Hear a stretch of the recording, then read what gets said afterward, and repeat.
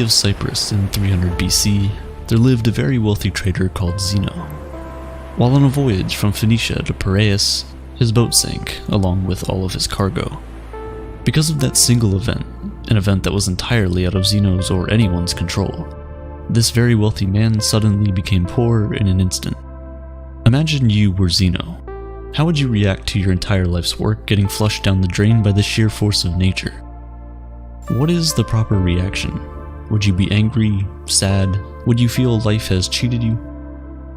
For most of us, these would all be normal reactions, but not for Zeno, the father of Stoicism.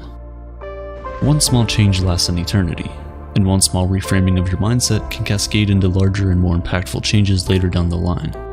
The core of Stoicism is the very definition of acceptance and indifference.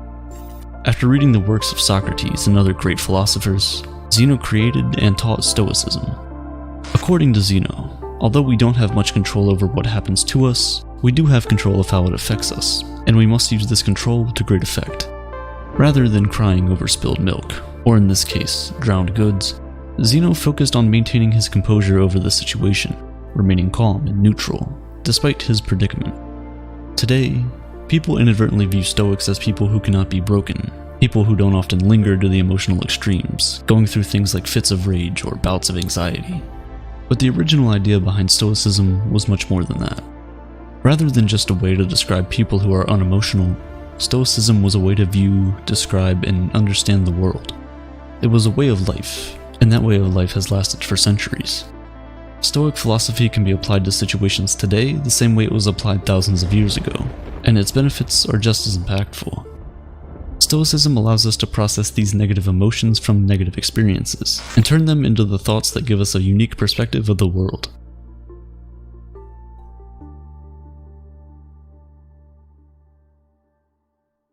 Perspective is everything, and everyone in the world has different experiences and thus different perspectives on things. Since the Stoics gathered, discussed, and taught philosophy in a public place, their general philosophy was widely known. They believed that the Stoic principles could greatly benefit anyone and everyone, and so it didn't make sense for them to hide that knowledge behind the four walls of a school or of the palace courtyards. As a result, everyone from slave to emperor could learn and become a Stoic.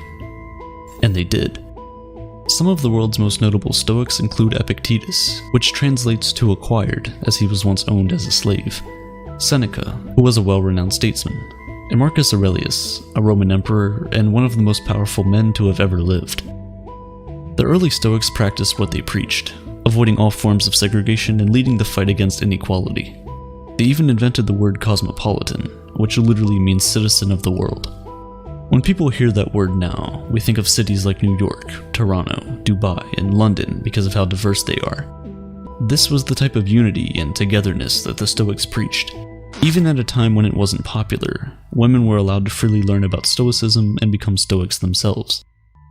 So why do so many people adopt Stoicism as a way of life? In a world full of unexpected turns of events, our emotions can tend to get in the way of things. In reality, we don't really get sad because bad things happen to us, we get sad because unexpected bad things happen to us. Rain is a good thing. It helps to water our plants, provides water for livestock, and keeps the temperature cool and humid. But the truth is, when that dark cloud catches you outside without an umbrella, it's never a good experience. So why don't we start crying once it starts to rain? It's because although the situation is bad, we've learned to expect rain. It's something that is unavoidable. We can't control the weather. Although it sucks, the rain passes and the light returns. Stoicism teaches us that, in the same way, we should expect that everything bad that can happen will happen. Picture the worst outcome, and be content knowing it could happen. One of the Stoic exercises is known as voluntary discomfort, an exercise aimed at increasing feelings of gratitude. Sleep on the floor of your kitchen, taking cold showers when you normally take hot ones, eat nothing but potatoes for a few days, things like this. This exercise helps you to understand that no matter how hard it gets, you'll still survive and potentially thrive if your mindset is right. By being able to withstand these uncomfortable situations, we indirectly prepare our mental for future misfortunes.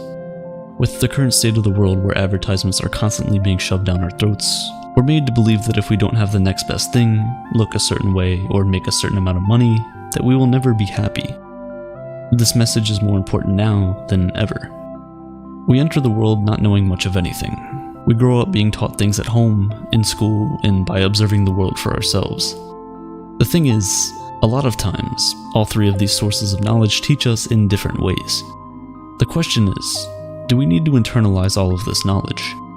If we do, we could unknowingly be setting unrealistic expectations for our lives, leaving us ultimately disappointed and unsatisfied in the end. That's no way to live. We should instead focus on improving ourselves, for ourselves. We should do things for ourselves and only for that reason. Attaching any external hope or secondary attachments to the actions we take almost always lead to disappointment. Most of the time, we end up trying to fulfill that emptiness with external things, blowing all your money on a fancy car, a house, or even starting a family. Sometimes we do all of these things for their external value and not their internal value. But Stoicism teaches that if you approach life this way, you place your happiness in the hands of external forces, forces that can always fail.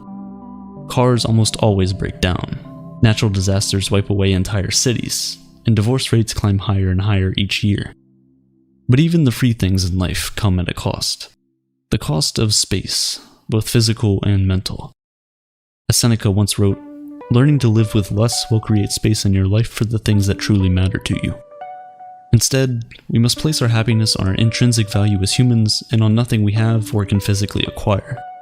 We must choose to do our best to keep a cool head, regardless of what life throws at us. Because regardless of what it is we want, at the end of the day, we don't have any control over the majority of things that happen to us, but we do have all the control over how we react to those things. That is the dichotomy of control, the most important principle in Stoic philosophy. Stoics teach that we must learn to separate what we control from what we cannot control. We need to determine our value not from things we can't control, but from the things we can. Striving towards goals is a good trait, but breaking down when those things don't go your way is, in